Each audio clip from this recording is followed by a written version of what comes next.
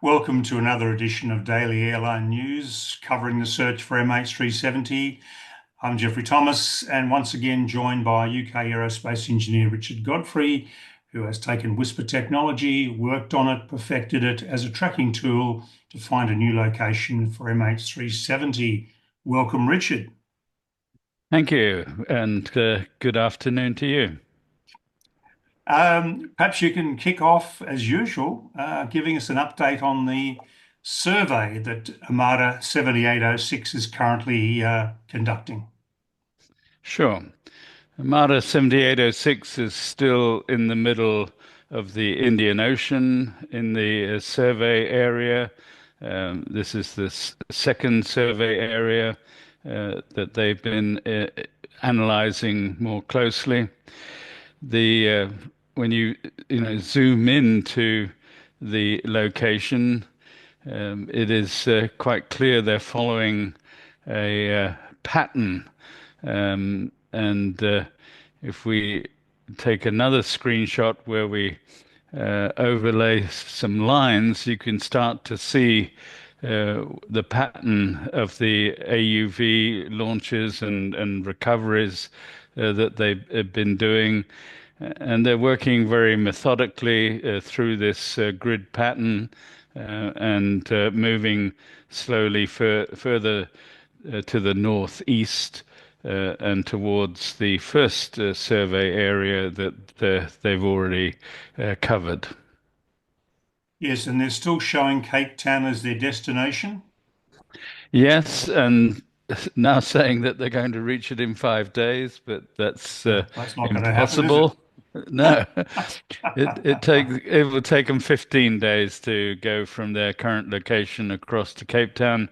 And I really don't think they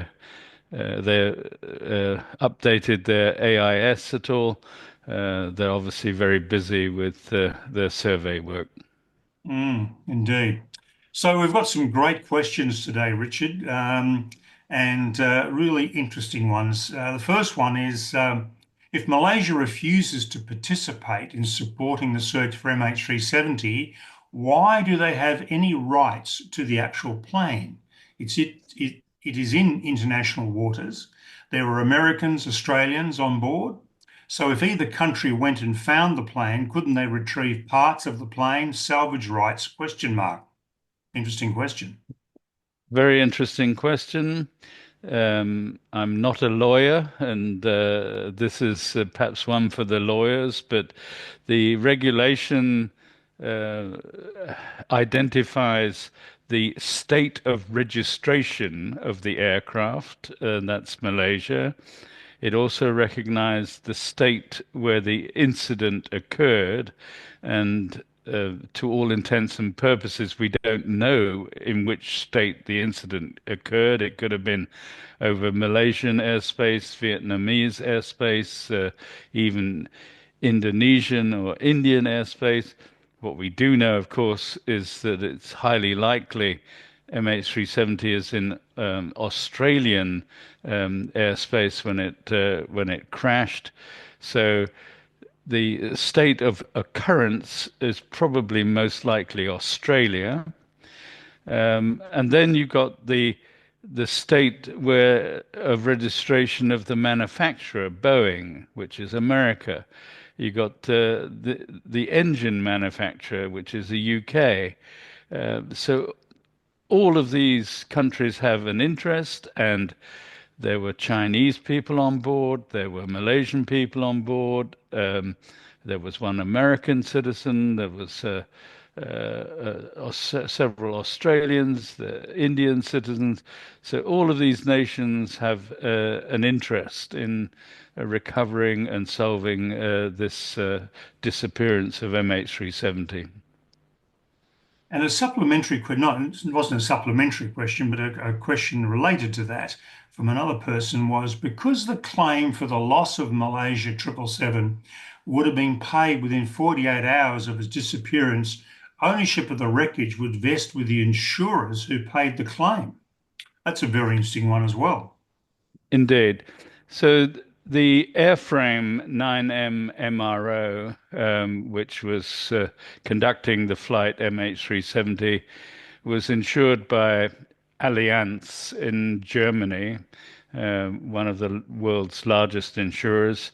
They have indeed paid the claim, as this comment points out, and officially they own the wreckage, having paid the claim. So it doesn't, however, conflict with the state of registration of the aircraft or the state of occurrence of the accident having also rights. And in international water, anyone can search.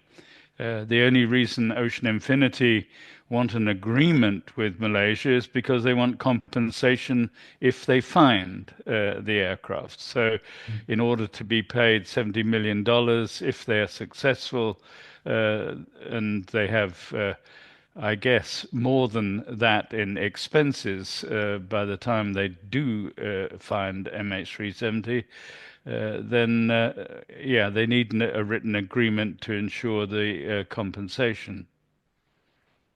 And I'll jump one question because we're just talking of Ocean Infinity and getting paid. The question is, where do Ocean Infinity get the money from if Malaysia doesn't pay them? Must be costing them millions. Surely they have private backing. Perhaps you can talk to They that one. they do indeed have private backing. They're entirely privately funded as a company. One of the key shareholders is actually a hedge fund manager in the City of London and a very wealthy individual.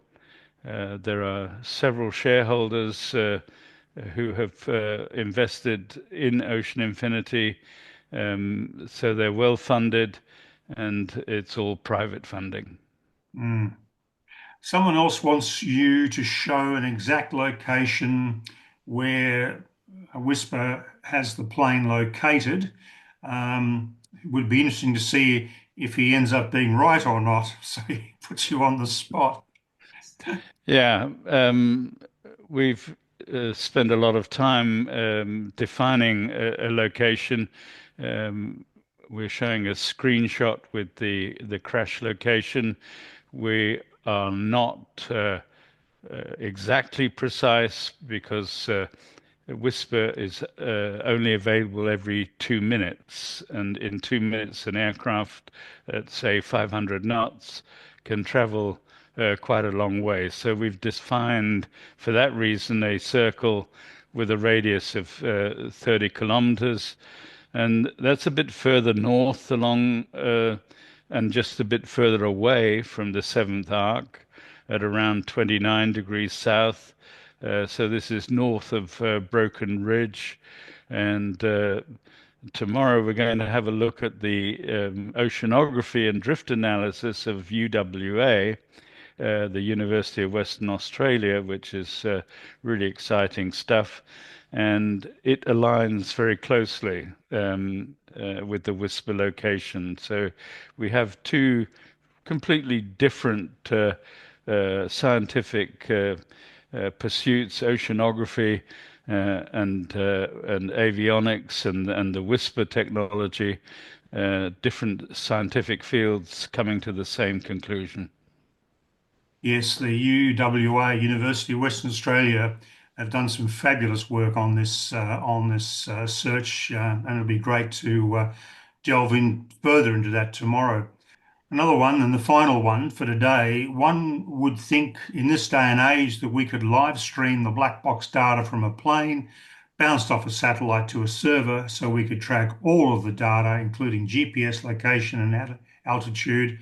I'm surprised that this isn't standard practice these days. Yeah, well, it is going to be brought in as standard practice. Um, Back in 2014, it was not standard practice, but now there is an ICAO initiative to bring that in.